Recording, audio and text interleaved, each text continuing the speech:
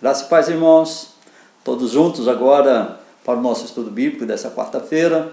Estudos que nós retomamos via internet. E eu espero que você seja edificado através do estudo da Palavra de Deus. Nós estamos considerando o livro e a carta de Paulo aos Romanos. E estamos aprendendo hoje, estaremos estudando o capítulo número 4 de Romanos. Quero fazer a você um pedido, se você puder, apesar de você receber essa comunicação e esse estudo através do seu WhatsApp, se você puder, acesse o YouTube, entre no nosso canal e assine, seja inscrito ou se inscreva no canal e assine o sininho para você receber as comunicações. Quando nós atingirmos 100 inscritos, certamente nós podemos fazer as gravações ao vivo. Hoje ainda não, porque nós estamos ainda com esse número incompleto. Se você puder, faça isso, vai nos ajudar a termos então a nossa comunicação um pouco mais facilitada. Nós estamos olhando para o capítulo 4 e olhando para tudo que Paulo já tinha dito aos romanos, nós vemos que ele tenta agora dar uma pincelada um pouco mais forte na fé e na graça. Ele vai falar sobre graça de Deus, essa fé salvadora na graça de Deus. Ele diz no versículo 1 até o versículo 8 o seguinte, diz assim: que, pois, diremos ter alcançado Abraão, nosso pai, segundo a carne? Porque se Abraão foi justificado por obras, tem de que se gloriar, porém não diante de Deus. Pois que diz a Escritura? Abraão creu em Deus, isso lhe foi imputado para a justiça. Ora, ao que trabalha, o salário não é considerado como favor, e sim como dívida. Mas ao que não trabalha, porém crê naquele que justifica o ímpio, a sua fé lhe é atribuída como justiça. E é assim também que Deus declara ser bem-aventurado o homem a quem Deus atribui justiça, independentemente de obras. Bem-aventurado aqueles cujas iniquidades são perdoadas e cujos pecados são cobertos. Bem-aventurado o homem a quem o Senhor jamais imputará pecado. Essa parte dessa explanação de Paulo a respeito de Abraão, nós vemos que nesse texto, no capítulo 4, versículo 1 até o versículo 8, Paulo vem falar sobre a fé. A fé vem por tomar a palavra de Deus a sério. Abraão tomou a palavra de Deus a sério, é isso que Paulo está informando. E para Abraão, então, pela fé, ele foi salvo. Em primeiro lugar, o que torna um homem justo diante de Deus não são as suas obras, mas a graça recebida pela fé. Isso é o que Paulo começa a dizer aos judeus, tomando como base ou como exemplo Abraão. Paulo se vê motivado a falar de Abraão por 3 razões. Primeira razão, os judeus tinham Abraão como grande fundador da raça e como modelo de tudo que o homem devia ser. Abraão era o exemplo, Abraão era aquele que dizia como deveria ser a religião, como eles deveriam seguir. Muito naturalmente, o judeu deveria perguntar: se tudo que você diz é certo, Paulo, se tudo que você está dizendo é correto, qual foi o atributo especial que foi dado a Abraão quando Deus o escolheu para ser o antecessor do seu povo escolhido? O que o faz diferente de outra gente? Paulo, em segundo lugar, esteve tentando provar que o que faz um homem justo para com Deus não é a execução das obras que prescreve a lei, mas a simples confiança na palavra de Deus e que crê que Deus ainda nos ama quando não temos nada para merecer o amor de Deus. O que Paulo está dizendo é que o homem não fez nada ou não pode fazer nada para merecer o grande amor de Deus. O grande amor de Deus é graça, é misericórdia, é bondade de Deus para com o homem. A imediata reação do judeu era a seguinte: o judeu podia pensar e dizer: olha, isso é algo completamente novo, isso é diferente do que nós vimos, isso contradiz tudo o que nós fomos ensinados a crer. Nós fomos ensinados a crer que o homem é justificado pelas obras, pelo que ele faz de correto. O homem precisa observar toda a destinação da lei para que ele seja considerado justo. Essa doutrina que você está trazendo, ela é completamente incrível, nós jamais ouvimos. E Paulo certamente dá a eles uma resposta: olha, Longe de ser nova, essa doutrina é tão velha como a fé judia. Longe de ser uma novidade herética, esse ensino é a própria base da religião judia. Paulo começa a falar a respeito de Abraão porque era um sábio mestre. Paulo era um sábio mestre, ele conhecia a mentalidade humana, ele conhecia a forma com que funciona essa mentalidade. Ele estava e esteve falando a respeito da fé. Paulo diz aos judeus, aos irmãos judeus em Roma e aos irmãos gentios em Roma, ele disse: olha, eu estive falando sobre a fé. Se querem ver o que é a fé, olhem para Abraão. Paulo se aproxima de Abraão para fazer seus leitores verem a ideia abstrata da fé em ação concreta, para que eles possam realmente captar o que ele entende por fé. Paulo diz: olha, a fé, se você quer conhecer a fé, então olhe para Abraão. Vocês estão dizendo que Abraão ensina que a salvação ou que a justificação viria pelas obras, mas se vocês querem ver o que é a fé, então olhem para Abraão, inclusive o Abraão chamado pai da fé. Nos pensamentos judeus, Abraão escutava ou ocupava uma posição única. Ele era o fundador da nação. Ele era o homem a quem Deus falou pela primeira vez. Deus tinha vindo até Abraão e ordenou que ele deixasse seu lar, seus amigos, seus parentes e seus meios de vida. Tudo que era comum a Abraão, Deus disse para ele: deixa tudo isso. Deus disse a Abraão assim: olha, se fizer essa grande aventura de fé, se você crer, eu transformarei você no pai de uma grande nação e de um grande povo. Essa é a promessa de Deus a Abraão.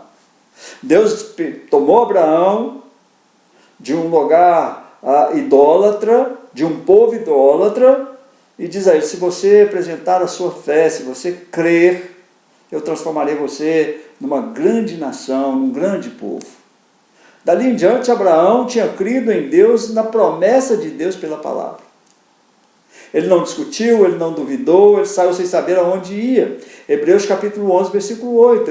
Abraão não sabia para onde ia, ele deixou sua terra, sua parentela e foi embora.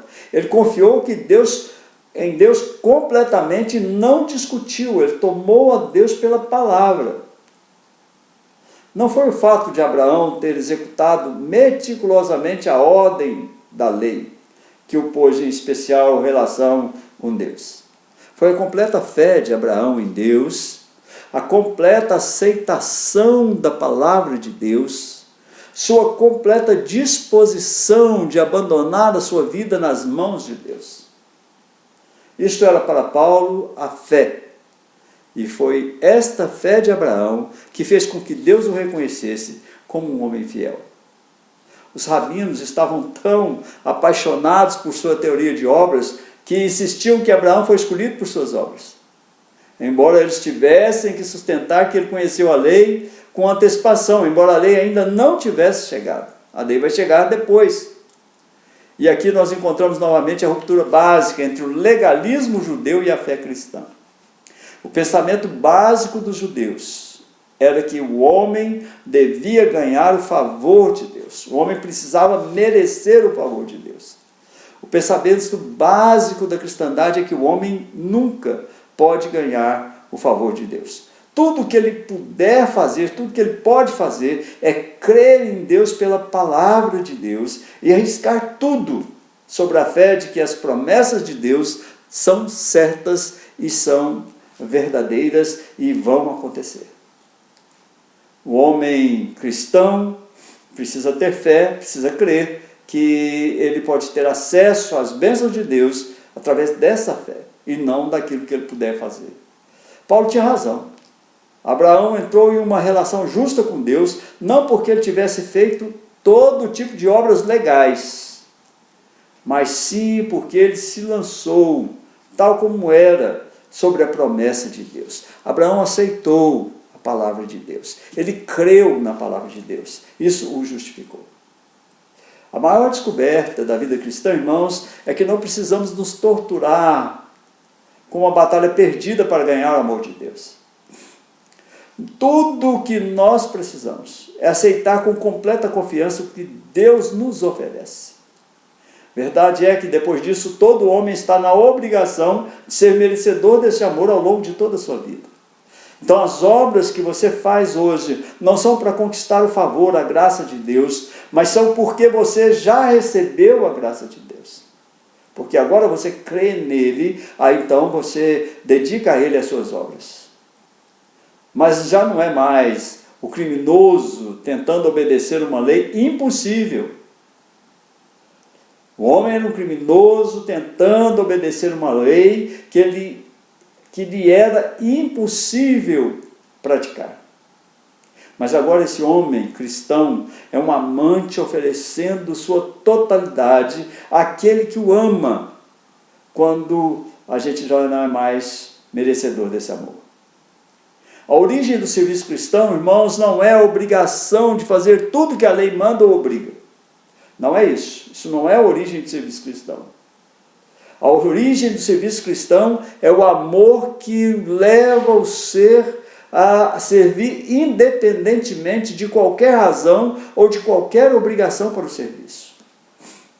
O que comanda a nossa ação não é que nós somos obrigados pela lei, mas é que o amor nos move a apresentarmos então o nosso serviço. Não se faz o serviço cristão por exigência da servidão. Não é porque eu sou servo, não é porque eu sou escravo de Deus que eu faço o serviço cristão.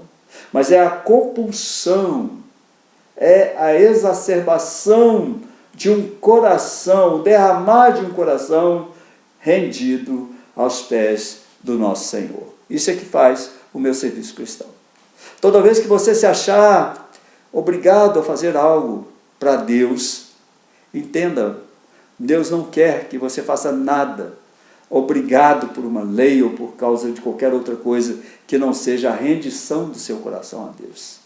O trabalho cristão é um prazer para um coração rendido ao Senhor. Também Paulo, dos versículos 9 a 12, ele vai falar sobre Abraão, o pai dos fiéis. Olha o que diz. Vem, pois, essa bem-aventurança exclusivamente sobre os circuncisos ou também sobre os incircuncisos? Visto que, dizemos, a fé foi imputada a Abraão para a justiça. Como, pois, lhe foi atribuída, estando ele já circuncidado ou ainda incircunciso? Não no regime da circuncisão, e sim quando incircunciso. E recebeu o sinal da circuncisão como selo da justiça da fé que teve quando ainda era incircunciso, para vir a ser o pai de todos os que creem, embora não circuncidados, a fim de que lhes fosse imputada a justiça. E pai da circuncisão, isto é, daqueles que não são apenas circuncisos, mas também andam nas pisadas da fé que teve Abraão, nosso pai, antes de ser circuncidado. É uma mensagem complicada, difícil de entender para nós que não somos judeus, que não vivemos aquela época, que não entendemos a relação que o judeu tinha com a circuncisão o poder que eles atribuíam a essa circuncisão. Para entender essa passagem, devemos entender a importância que eles atribuem à circuncisão. Para o judeu, um homem não circuncidado não era literalmente judeu, fosse qual fosse a sua parentela. A prece judia da circuncisão diz assim: bendito é aquele que santificou a seus amados do ventre e pôs sua ordenança na sua carne e selou sua prole com o sinal da santa aliança. Quando nós olhamos para os regulamentos rabínicos, que os rabinos antigos observavam, que se regulavam, ele diz assim, olha, quando se aproximava a Páscoa, ele diz assim, não comerá da Páscoa, a menos que o selo de Abraão esteja em sua carne, a menos que seja circuncidado. Quem não é circuncidado não come a Páscoa. Se o gentio aceitava então a fé judia, ou passava a crer como judeu, ele não podia estar totalmente nessa fé, nessa religião, sem três coisas. Ele precisava ser batizado, ele precisava fazer o sacrifício e ele precisava da circuncisão. Para o judeu, nenhum homem incircunciso podia ser judeu. Por isso, tanto estranhamento a respeito da graça de Deus dada aos gentios. Quando nós olhamos para essa igreja em Roma, nós vemos que ela era composta por mais gentios do que judeus. Mas ainda havia aquela tendência dos judeus de fazer com que os gentios se circuncidassem para se transformarem em judeu, porque eles criam que de nenhuma forma esses judeus, esses gentios, podiam ser filhos de Abraão. Mas Abraão foi circuncidado 14 anos depois que ele recebeu o chamado de Deus. Depois que ele respondeu o chamado de Deus, havia entrado numa relação justa com Deus, já estava justificado por Deus. Assim, 14 anos depois dessa resposta dele ao chamado de Deus, é que ele foi circuncidado. A circuncisão foi só o sinal, o selo, de que o homem tinha entrado nessa relação. O fato de que ele foi considerado justo não teve nada a ver com a circuncisão, e sim com o ato de fé. Existem duas verdades a esse respeito e eu quero tratar aqui com você. A primeira verdade: Abraão não é o pai daqueles que foram circuncidados. É o pai daqueles que fizeram o mesmo ato de fé em Deus que ele fez. Ele é o pai de todo aquele que em todos os tempos, em todos os lugares, toma a palavra de Deus a sério como ele o fez. O verdadeiro judeu não é o racialmente judeu, não é o que nasceu judeu e que é fisicamente circuncidado. O verdadeiro judeu é aquele que crê em Deus como Abraão creu. Abraão é o pai da fé desses, que creram como ele creu. Os descendentes de Abraão não são os membros de alguma nação particular. Não é apenas Israel que tem descendentes de Abraão, mas os que em qualquer lugar pertencem à família de Deus. Nós somos filhos de Abraão.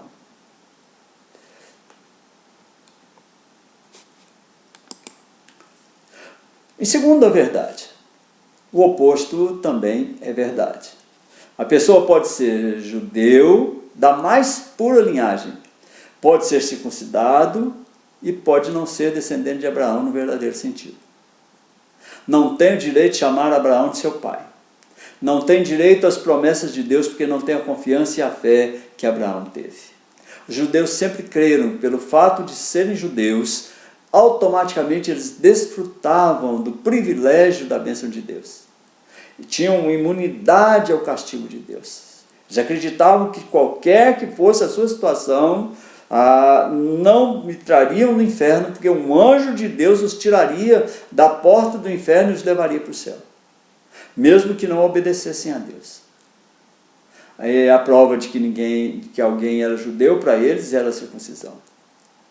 Paulo deixou claro o princípio de que o caminho para Deus não consiste em ser membro de uma nação em particular. Podemos usar isso hoje a respeito de religião, não é, irmãos? Não é ser membro particular de uma igreja particular que faz um salvo em Cristo Jesus. Não é alguma ordenança que faz a marca no corpo de um homem. A única forma de chegar a Deus é através da fé que recebe Deus, através da sua palavra. O que faz com que tudo dependa não das realizações ou do histórico de alguém, mas somente da graça de Deus. Não é o seu histórico que te salva.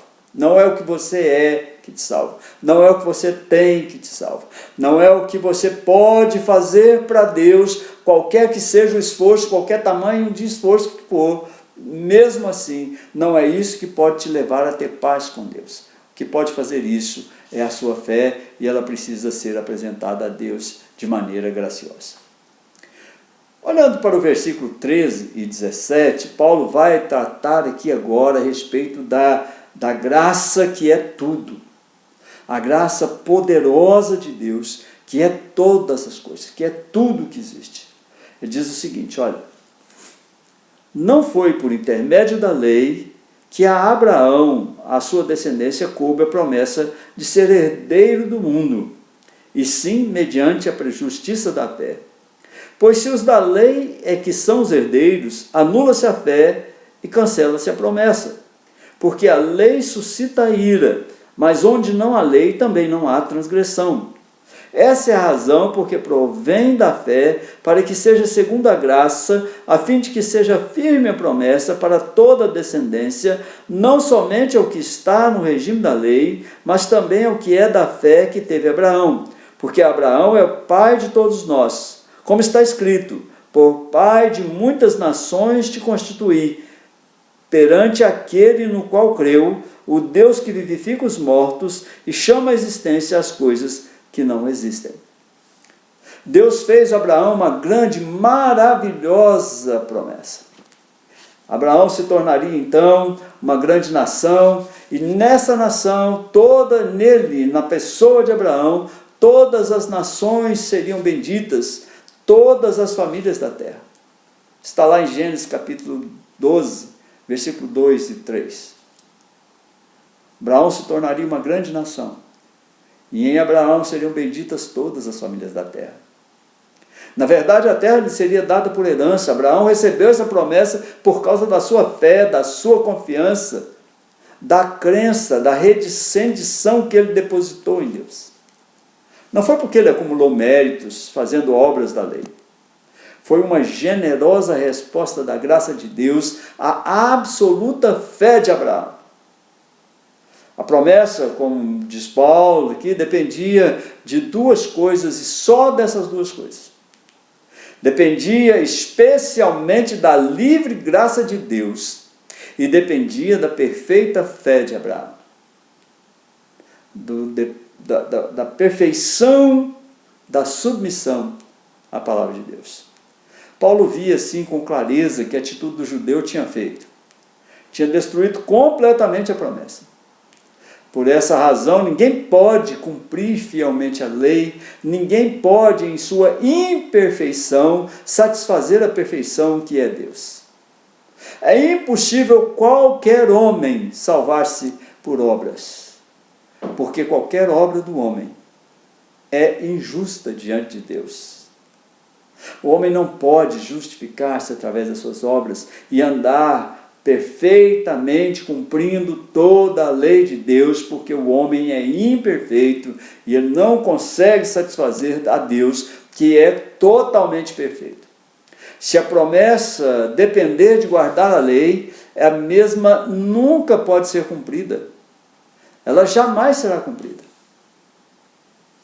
Em cada lado, né, dessas duas coisas, haviam três coisas principais. Primeiro, de um lado estava a promessa de Deus. Em grego há duas palavras que significam promessa. Uma é hiposkesis, que significa uma promessa sujeita à condição. Ou seja, eu prometo fazer isso se você promete fazer aquilo. Há uma retribuição à promessa. A outra é epagelia, que significa uma promessa feita pela bondade do coração de alguém e em forma incondicional. Ou seja, eu prometo fazer isso, não preciso que você me prometa fazer nada. Não é porque você vai fazer alguma coisa que eu prometo fazer isso. É essa epagelia que Paulo usa para referir-se à promessa de Deus. É como se ele dissesse assim, olha, Deus é como um pai humano, promete amar os seus filhos, mesmo que as suas obras não sejam justas. Na verdade, o amar alguns filhos vai fazer esse pai feliz. Mas o amor aos outros o entristecerá. Mas em ambos os casos, em todos os casos, o amor desse pai não abandonará os seus filhos. Não depende do nosso mérito, mas sim do coração generoso de Deus. Não há mérito algum em receber a salvação. Do mesmo lado da promessa de Deus está a fé. A fé é a certeza de que Deus é como Ele é. Deus é assim, Deus é assim, Deus é como Ele é. É descansar pela fé, recostando-nos nesse amor do qual o medo está eliminado para sempre. É por isso que o medo, por causa da lei, não faz parte daqueles que têm fé em Deus. A fé afasta todo medo. Também podemos notar, não é, que essas coisas que Paulo diz àqueles irmãos, ele está dizendo para que eles pudessem compenetrar-se no sentido e pudessem entender que eles estavam do lado errado. Então, olha, já que a a promessa, a fé, também, nesse mesmo lado, está a graça. O dom da graça é sempre algo que a gente ganhou, mas não merece. A verdade é que o homem nunca pode ganhar o amor de Deus. É Deus que doa o seu amor ao homem. Deve achar sempre a sua glória, não no que ele faz por Deus, mas no que Deus tem feito por ele. Do outro lado da condenação também, 3 coisas. De um lado da condenação está a lei. O problema quanto à lei é que ela sempre pode diagnosticar o mal, mas ela não pode efetuar a cura. A lei diagnostica o mal, mostra o erro, mostra o pecado, mas ela não pode efetuar a cura. A lei mostra o homem quando ele se equivoca, mas não ajuda o homem a evitar equivocar-se. Existe na lei um paradoxo, um certo terrível paradoxo. A natureza humana é desejosa de coisas proibidas. Infelizmente, irmão, o meu coração e o seu coração desejam coisas que são proibidas. Há um certo ditado antigo, que dizia o seguinte: as frutas roubadas são mais doces. Se lembra do tempo de criança? Você podia ter a fruta no seu quintal, muitos irmãos, muitas pessoas, podiam ter a fruta no quintal, mas a do vizinho era mais doce quando roubada. Então, esse paradoxo é terrível. A lei me proíbe de fazer alguma coisa, mas ela acende o meu desejo pela coisa proibida. A lei pode impulsionar alguém a desejar aquilo que ela mesma proíbe. O complemento da lei é o juízo, e enquanto o homem viver em uma religião cujo pensamento dominante é a lei, ele não poderá ver-se a si mesmo nada mais do que um criminoso condenado. Enquanto eu entender que eu sirvo a Deus pela lei, que eu preciso fazer todas as obras da lei, que sem que eu cumpra todas as obras da lei, eu não posso ser olhado por Deus, então vou me olhar sempre como um criminoso condenado no tribunal da justiça de Deus. Desse mesmo lado, onde nós vemos que há a lei, também podemos enxergar a transgressão. Cada vez que se introduz uma lei, vem a transgressão. Ninguém pode quebrantar uma lei que não existe. E ninguém pode eximir-se do conhecimento da lei. Se nós introduzimos uma lei e nos detemos ali, se fizermos da religião somente uma questão de obedecer à lei, então a vida consiste em uma longa série de transgressões que deverão e serão castigadas. Toda religião em que o homem entende que precisa viver pela lei, ele vai transgredir a lei e a transgressão será castigada. Além da transgressão, além da lei, nesse mesmo lado está a ira. A lei, a transgressão e a ira não podem separar-se. Pensar em Deus em termos da lei é pensar em termos de justiça quebrada. Pensar no homem em termos de lei é pensar no homem como destinado a ser condenado por Deus. Assim, Paulo deixa estabelecido perante os romanos apenas 2 caminhos. Um é o caminho em que o homem busca relacionar-se com Deus por seus próprios esforços. É um caminho claramente destinado ao fracasso, irmão. Cada vez que você olhar para o espelho e te ver como alguém que precisa, através de seu próprio esforço, agradar a Deus, você está destinado ao fracasso.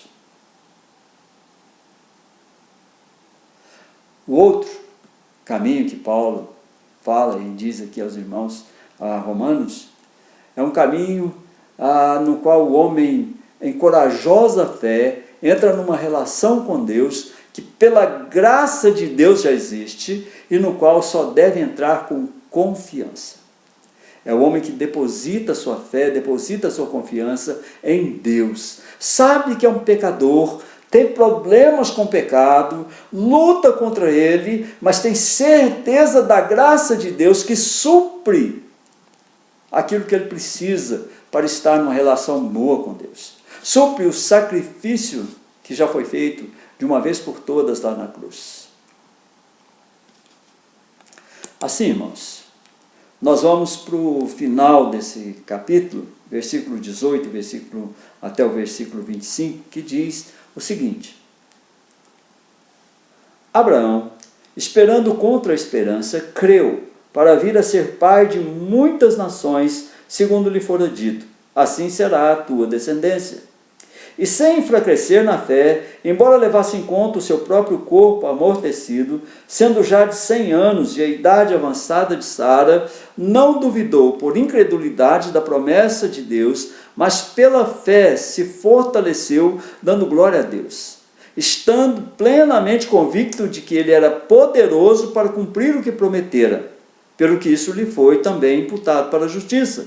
E não somente por causa dele está escrito que lhe foi levado em conta, mas também por nossa causa, posto que a nós igualmente nos será imputado, a saber, a nós que cremos naquele que ressuscitou dentre os mortos, a Jesus, nosso Senhor, o qual foi entregue por causa das nossas transgressões e ressuscitou por causa da nossa justificação. Nesse texto, nesses versículos, Paulo diz aos irmãos romanos, tanto judeus quanto judeus, que crer no Deus torna possível o impossível. Crer em Deus torna possível aquilo que é impossível. Se é impossível o homem salvar-se por si mesmo, através das suas obras, Deus faz isso possível através da graça em Cristo Jesus. Essa última passagem termina dizendo que Abraão creu no Deus que chama mortos à vida, e que inclusive cria coisas que não têm existência.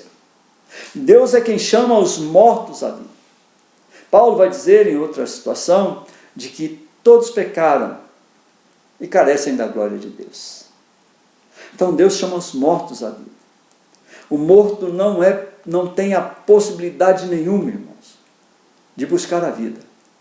O morto nos seus delitos e pecados, deixado naquela situação por si mesmo, vai continuar morto nos seus delitos e nos seus pecados.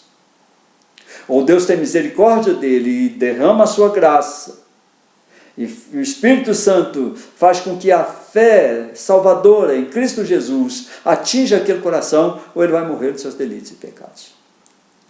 Essa declaração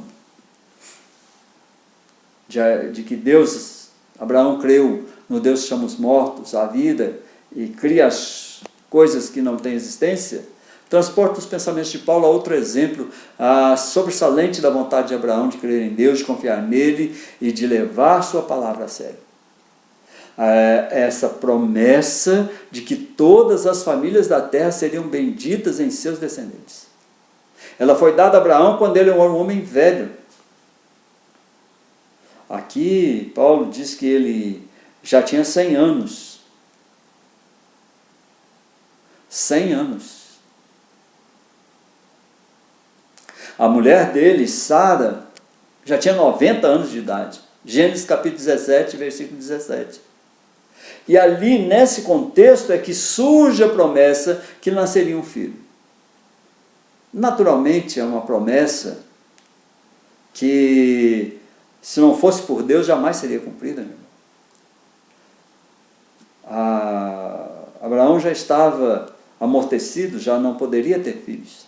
Sara já passara muito de toda possibilidade de procriar.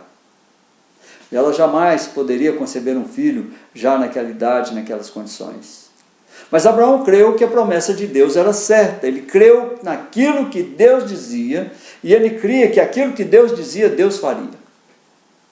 E foi essa fé que pôs Abraão numa correta relação de paz com Deus. Os rabinos judeus tinham uma declaração que Paulo também se refere aqui.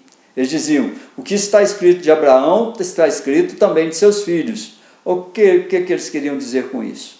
Queriam dizer que qualquer promessa que Deus tivesse feito a Abraão, estendia-se também a seus filhos. Portanto, se a disposição de Abraão de levar a sério a palavra de Deus o pôs nessa correta relação com Deus, o mesmo deve ser conosco. Não são as obras da lei, essa fé confiante que estabelece a relação que deve existir entre Deus e o homem. A essência da fé de Abraão, nesse caso, era de que ele creu em Deus e creu que Deus poderia tornar possível aquilo que era impossível. E se nós continuamos crendo que tudo depende de nossos esforços, estamos limitados a ser pessimistas, irmãos. Quando nós olhamos para a nossa possibilidade, nós vemos, eu não posso fazer isso, eu não posso fazer aquilo, é impossível para mim, é muito difícil, é muito complicado, não dá certo, não pode fazer. Então nós continuamos pessimistas, porque a experiência já demonstrou a triste verdade que nossos esforços podem realizar muito pouco. Nós realizamos muito pouco pelos nossos esforços. Mas quando nós compreendemos que não é o nosso esforço, mas é a graça, o poder de Deus que importa, então nós nos transformaremos em otimistas, porque nós estamos obrigados a crer que para Deus nada é impossível. Lucas capítulo 1, versículo 37, porque para Deus não há impossíveis em todas as suas promessas. O homem pode muito bem duvidar de empreender uma empresa arriscada por si só, mas não tem por que duvidar quando ele empreende isso junto com Deus.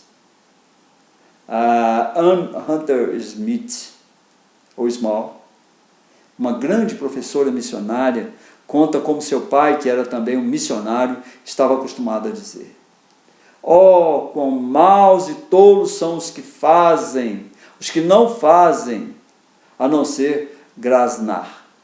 E ela mesma tinha um dito favorito: uma igreja que vive se atreve a fazer algo. A igreja que vive se atreve a fazer algo, não fica somente grasnando, somente falando. Ela se atreve, ela se arrisca, ela sai das suas paredes, ela se modifica, ela se transforma, porque ela entendeu que a graça de Deus há de sustentá-la. Ela não precisa contar só consigo mesma. Há um Deus do impossível junto, fazendo tudo por ela. Esse atrevimento só se faz possível para um homem e para uma igreja que abraçam a Deus por sua palavra e pela generosa e imensa graça de Deus. Somos cristãos, filhos de Deus. Somos herdeiros e co-herdeiros com Cristo Jesus. Pecadores, lutando tenazmente contra o pecado que nos assedia. Tenazmente, com muito esforço. Às vezes somos vencidos por ele. Mas nós não contamos com as nossas próprias forças para estar com o Senhor naquele dia que vai chegar. Nós contamos com a graça que nos dá aquilo que nós não merecemos. Que nos dá a salvação quando merecíamos a morte. Porque nós cremos em Cristo Jesus como nosso Salvador. Jesus ressuscitou para a nossa justificação por sua graça. Foi por favor, foi por amor que ele ressuscitou. É isso que Paulo está dizendo a eles. Olha, Abraão não foi justificado pelas obras. Nenhum homem é capaz de ser justificado pelas suas obras. É pela graça. É pela misericordiosa graça de Deus que ele nos concedeu no seu amado, no seu Filho, para que naquilo que era impossível a mim e a você fazer, que era conquistar a própria salvação, o Senhor Jesus atuasse de forma graciosa mediante a nossa fé. Eu quero concluir. Paulo está explicando aos romanos a respeito das bases da justificação e da salvação. De como um homem pode viver em paz com Deus, trazendo um conceito desconsiderado pelos judeus, não aceito pelos judeus. Os judeus acreditavam que o homem só poderia viver em paz com Deus quando pudesse cumprir todos os desígnios da lei, além de observar o ritual da circuncisão. Duas coisas extremamente necessárias para o judeu, para que ele tivesse paz com Deus: devia cumprir todos os desígnios da lei e observar o ritual da circuncisão. Qualquer outra pessoa teria que enfrentar as duas coisas se quisesse ser filho de Abraão. a partir da fé de Abraão, que o levou a ser justificado e posteriormente circuncidado, Paulo explica que a fé é a razão da justificação e não a circuncisão ou a lei. A obediência não pode simplesmente justificar o homem, mas o homem justificado não pode deixar de cumpri-la, pois foi conquistado pela graça. Agora, o que nós fazemos não é para obter salvação, irmãos, precisamos entender isso. Nós não podemos fazer nada para obter salvação. Não adianta eu ser dizimista para ser salvo, não adianta eu ir para a igreja para ser salvo, não adianta eu estar numa denominação para ser salvo, não é isso que me salva. Eu sou dizimista porque eu sou salvo. Eu estou numa igreja porque eu sou salvo. Eu congrego porque eu sou salvo. Eu ouço a palavra, eu leio a palavra, eu oro, eu busco, eu sinto. Eu me arrependo dos pecados porque eu fui salvo em Cristo Jesus pela sua graça, mediante a fé depositada nele. E quero, terminando, fazer algumas aplicações para a sua vida. Primeira aplicação: não creia que alguma coisa pode te levar a ter paz com Deus, que não seja pela graça dele, mediante a fé salvadora em Cristo Jesus, que o Espírito de Deus põe em seu coração. Tenha certeza, irmãos, que nem a fé que você tem em Cristo Jesus partiu de você mesmo. Estávamos mortos. Éramos esquecidos de Deus. Estávamos à parte. Não nos era possível buscar a Cristo Jesus. Então o Espírito Santo agiu maravilhosamente, movendo o meu e seu coração, com a derramada graça de Deus.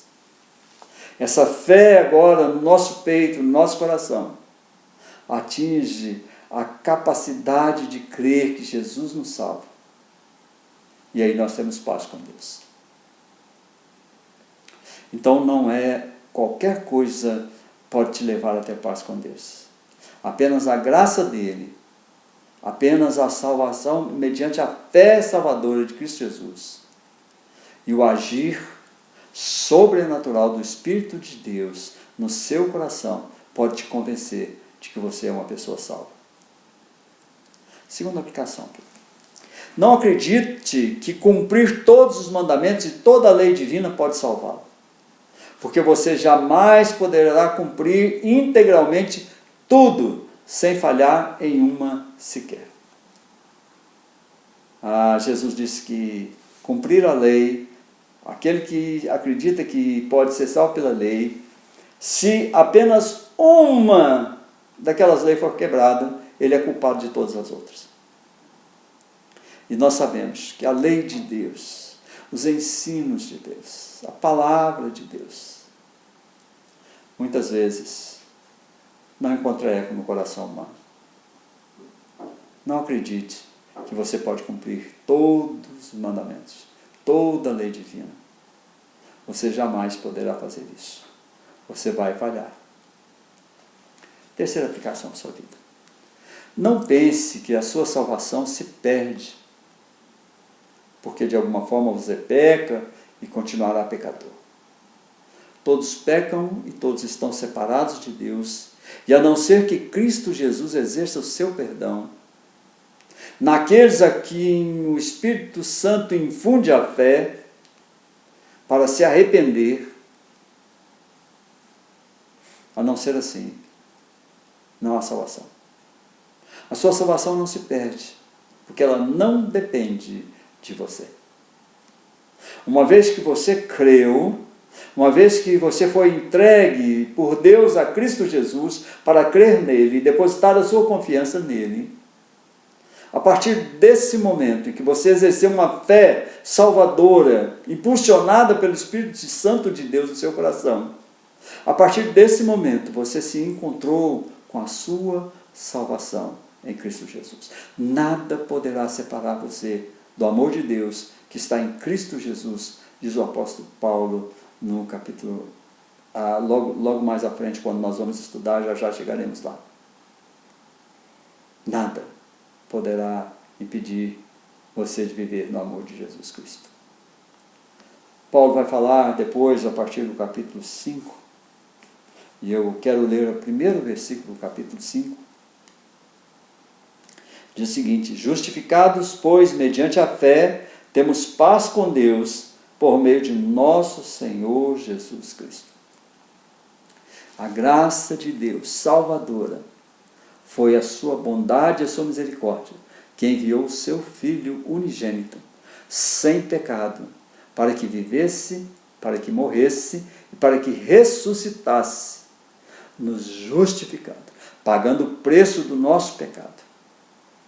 Imagine, se Cristo morreu por você, se você crê assim, se você crê que Ele veio, que Ele era homem, que Ele era Deus, que Ele veio, viveu, morreu, ressuscitou, de que naquela cruz Ele pagou o preço do seu pecado, você tem que crer que Ele pagou o preço do seu pecado no passado, o preço do seu pecado de hoje, o preço do seu pecado de amanhã, e que nada, nem ninguém, nenhuma outra criatura, nem qualquer outra possibilidade poderá te afastar do amor de Deus que está em Cristo Jesus.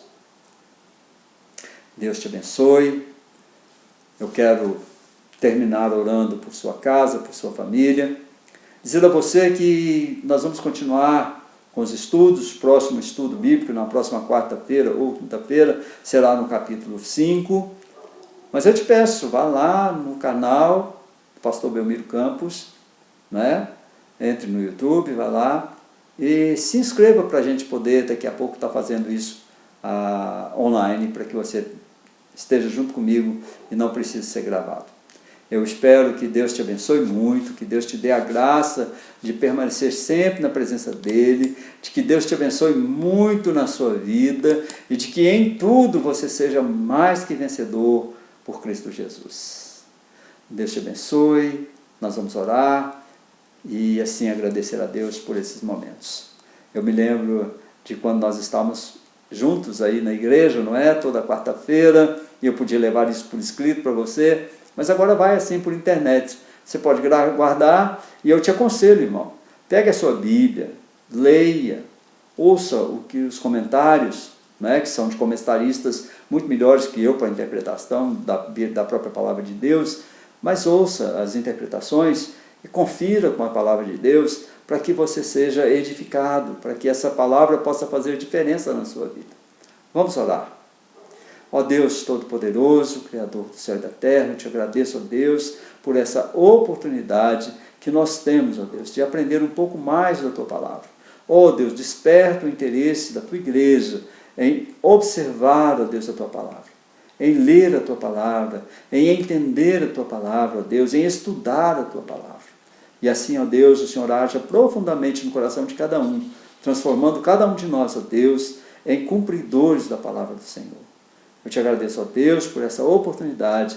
Peço ao Senhor que abençoe a vida dos irmãos, abençoe a vida da igreja, ó Deus, e que tudo, ó Deus, que nós pudermos fazer nesse tempo, seja, ó Deus, para honrar, para glorificar o teu nome e para, ó Deus, nos submeter à tua bondade, à tua misericórdia, que é melhor que a vida. Que o Senhor faça, ó Deus, resplandecer o rosto do Senhor sobre o teu povo, que o Senhor faça resplandecer o teu rosto sobre o teu povo e tenha misericórdia do teu povo. Que o Senhor faça resplandecer o teu rosto sobre o teu povo e dê paz a esse povo. Eu rogo assim, te agradeço pelos méritos do nosso Senhor e Salvador Jesus Cristo. Amém, irmãos? Deus abençoe a todos. Até a próxima, querendo o Senhor. Deus te abençoe. Fique com Deus. Boa semana, bom final de semana. Deus te abençoe em tudo.